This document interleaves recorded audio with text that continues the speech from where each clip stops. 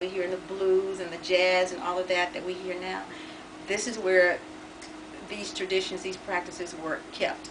They were incubated. Some people call these invisible institutions, these hush hoppers, and we really don't hear a lot about them, which is one reason I really was happy to write this book.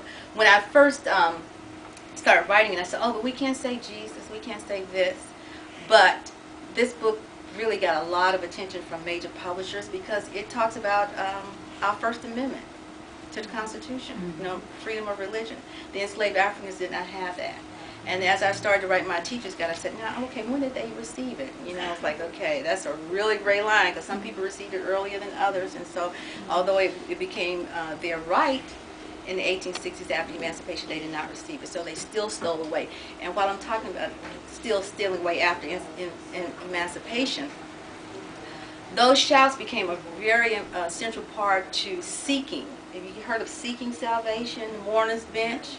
Anybody from the rural area? Thank you, Dee. Thank you. All right. When I grew up, it was still prevalent in many parts of rural Mississippi, not all.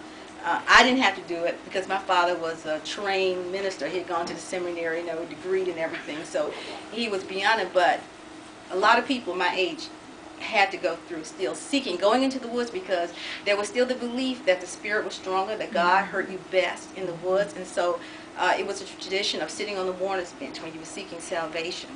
And you had to have a praying ground. And there was also a tradition of seeing signs. And of course, signs came from nature. That's how God spoke to us. That was our way of interacting.